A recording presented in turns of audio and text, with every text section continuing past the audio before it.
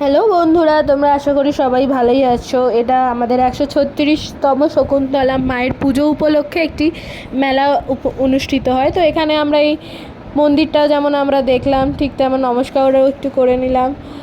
এত সুন্দর সাজিয়েছে মন্দির। তারপরে হচ্ছে গিয়ে পুরো দুটো মাঠ আছে, একটা মন্দিরের পাশেই একটা বড় মাঠ আছে, সেখানেও যেমন মেলা অনুষ্ঠিত হয়।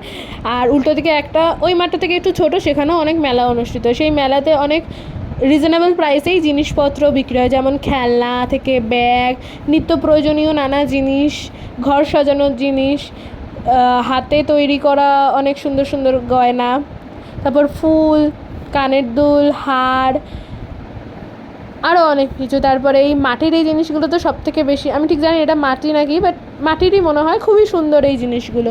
তো সবাই অনেকে এসেছিলো, আমরাও গেছিলাম সেদিনকে, অনেক ভিড় ছিল সেদিনও।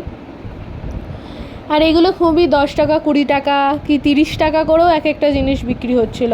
মানে 30 টাকায় ক্লিপ, হার ওই সরু চেনের মধ্যে। আর এইটা হচ্ছে কি ফুচকা, এরকম ফুচকা এত বড় মানে বক্সের মধ্যে আমি প্রথমেই দেখেছি, আমার খুব ভালো লেগেছে। যাই হোক, ফুচকা আরও খুব সুন্দর, ভালোই বিক্রি হচ্ছিলো, ভালোই ভিড় ছিল। খাবার দোকানে প্রত্যেকটা দোকানেই ভিড় ছিল। এটা সেকেন্ড মেলাটাতে, মানে মন্দিরের উল্টো দিকের মেলা যেখানে, ওইখানে একটা মকটেলের দোকানও করেছিল। ওখানেও ভিড়ই ছিল, ভিড় কম ছিল না।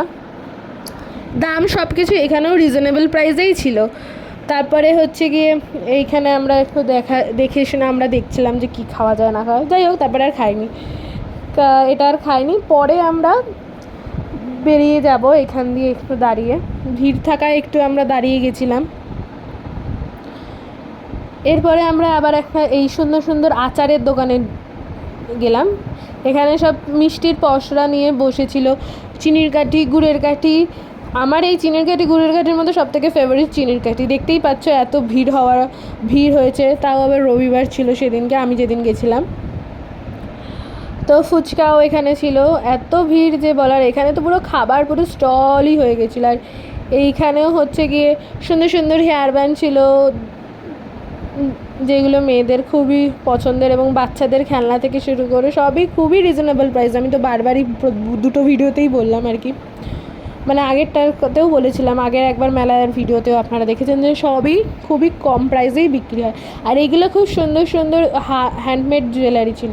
আর এইগুলো সব জামার সাথে স্টোন ওয়ার্কের মধ্যে খুবই সুন্দর অক্সিডাইজেরও জুয়েলারি ছিল। আর এটা হচ্ছে সোনাঝুরি হাট থেকেই লেখা ছিল, এনেছে। তো এখানে ডিজাইনগুলো খুব সুন্দর সুন্দর এবং ইউনিক ছিল। তো আর এখানে হচ্ছে কি ওই মানে বল খেলে তারপরে হচ্ছে যে কোনো গিফট তুমি পছন্দ করতে পারো, এটা সেই সবাই এখানে গেম। আর এখানে হচ্ছে গান দিয়ে বেলুন পয়েন্ট করে যেটা ইচ্ছা সেটা পছন্দ করে তুমি জিততে পারো। আর এরপর হচ্ছে গিয়ে রাইডসের আসার পালা। তো অনেক রাইডসই এসেছিলো, তার মধ্যে এইটা একটা, মানে ন্যাচারালি আমার খুব একটা, আমি চড়তে খুবই ভয় পাই।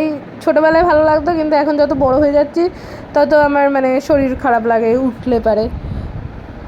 আর এখানে সব থেকে আমার খুবই পছন্দের মাটির পুতুল না, এটা হচ্ছে গিয়ে প্লাস্টার অফ প্যারিসের কিছু একটা দিয়ে তৈরি, এটা মাটি না।